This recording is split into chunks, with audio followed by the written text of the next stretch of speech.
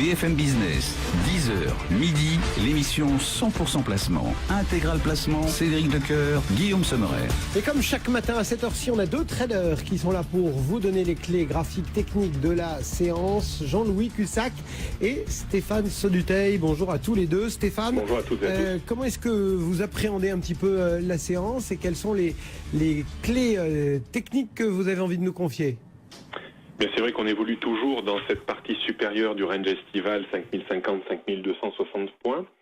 Depuis une semaine, en fait, on a un écrasement de nouveau de la volatilité. On évolue dans moins de 1%. Alors, autant dire qu'il faut être malin, pas chercher trop de directionnel et essayer d'aller chercher des petits écarts, se contenter de peu, plutôt être viscéralement acheteur parce que le marché reste quand même solide, avec la très bonne tenue bien sûr des marchés américains, même si on a des forces antinomiques avec le dollar qui est à près de 1,20, donc qui pourrait exercer des pressions un petit peu baissières, mais pour l'instant j'ai l'impression que les investisseurs sont un peu vaccinés contre la hausse du dollar. Est-ce que ça va durer? Rien n'est moins sûr.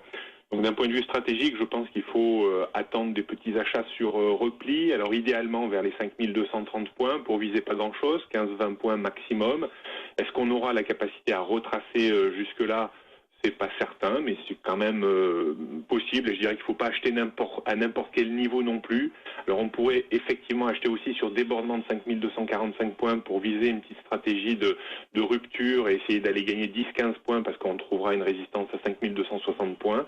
Donc être prudent quand même. Et puis attention au FOMC ce soir, qui pourrait peut-être mettre un coup de pied dans la fourmilière. On en a bien besoin. Bon, on aura donc les yeux rivés notamment sur cette conférence de presse de Janet Yellen. Jean-Louis, quels sont les seuils, la stratégie que vous nous proposez?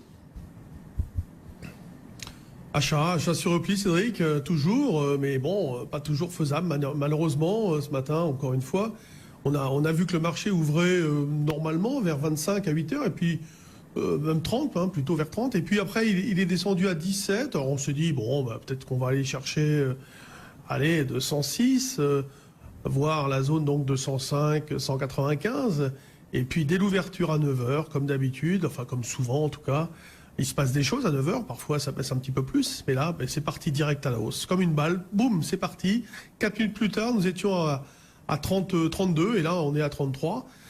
Donc le mouvement de 10 points, de 15 points on va dire, c'est fait en quelques 5-6 minutes, et puis depuis 1h30, il se passe plus rien, mais c'est vrai que le marché accumule vers les points hauts, mais la petite pression sur les vendeurs à découvert, dans l'attente de la réunion de la Fed. C'est vrai qu'il y a un consensus sur la réunion, on n'attend pas de surprise, on attend l'annonce du début de la phase de la réduction de la taille du bilan, et après, bon, c'est sur la vitesse que ça se fera, et bon, on va tout plaide en définitive pour une remontée du dollar qui reste faible. Donc il n'y a même pas du côté de l'euro-dollar une anticipation de quoi que ce soit. L'euro-dollar reste au-dessus des 1,20. Voilà, tout ce qui pourrait...